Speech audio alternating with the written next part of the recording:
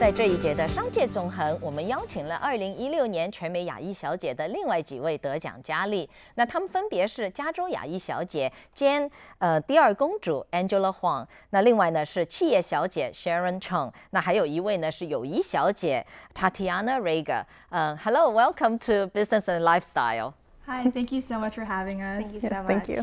Well, thank you for watching us. And I know Angela and Sharon, you've been grew up with Fruity Pie, our program. Yeah. So first, could you please introduce yourself? We'll start with Tatiana. Yeah, so my name is Tatiana Rieger, and I'm currently a senior at USF, and I'm studying media studies, and I work for a startup, and I'm also an event coordinator for a co-working space. Good. Yeah. What about Angela? And I'm Angela Huang. I'm currently 17 years old, and I'm a senior at Doherty Valley High School in Santa Ramon, California.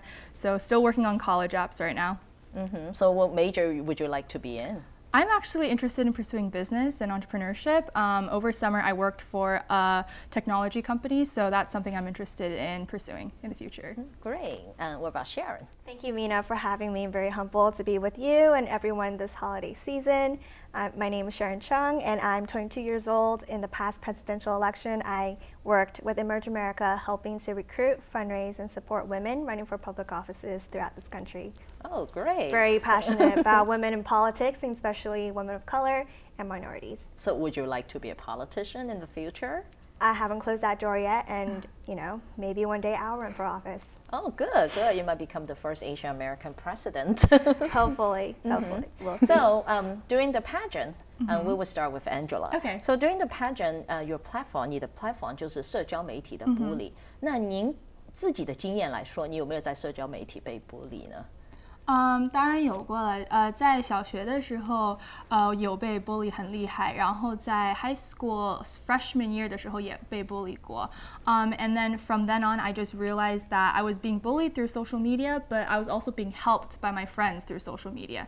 And I realized that, social media shouldn't be just portrayed as a negative enabler of bullying, but rather we should also see it as a tool that can help parents and teachers and children alike to help themselves stop being bullied as well.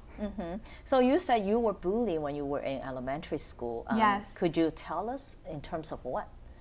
To be honest, to this day, I still don't know exactly why I was bullied. That's still a question I'm asking myself. But How in the were end, you bullied?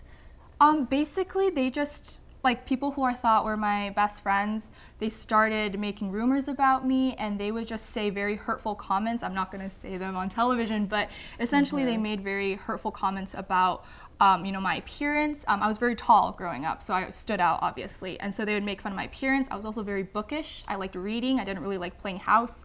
So they picked up on that. And just in class, I felt very isolated and lonely, and I didn't have any friends. And so I would just spend my days in the library reading books. So, Yeah. but social media, we know it's all individuals, and Right. there are so many people on social media, and everybody have their own opinion. And believe it or not, so I had the same experience. People were having rumors spreading around, and it really hurts. Right. So how do you stop that? I mean, it's hard to stop people from talking. There's also is. freedom of speech. Right. I don't think there's any real way to stop it from happening. People are always going to have their own opinions, and social media companies can't just prohibit people from saying what they want, obviously. But I think what needs to be done is you need to teach children at a young age to be mindful of their words. Many of them do not realize how impactful their words online can be. And so I think it's important to teach them that their words online, whether they are anonymous or not, have a real impact and can really hurt someone's life. Yes, and hurt their feeling for Exactly. sure. Yeah, and maybe affect their self-esteem. So Sharon, you have a very touching story because you were the survivor of sexual assault on campus, and we've been talking about sexual assault on college campus. Yes. So do you mind to share your story?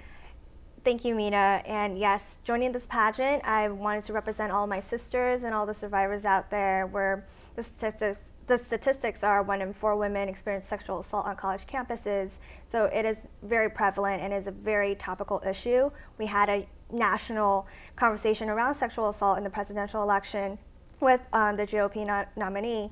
And as a survivor, being a survivor, being in the pageant, I wanted to redefine what beauty is, and really as a challenge to myself to be comfortable in my own skin again, and to re-own my body and not let what happened to me the choices that another person make define what my life should be like. So did it ever affect you during the moment at the time?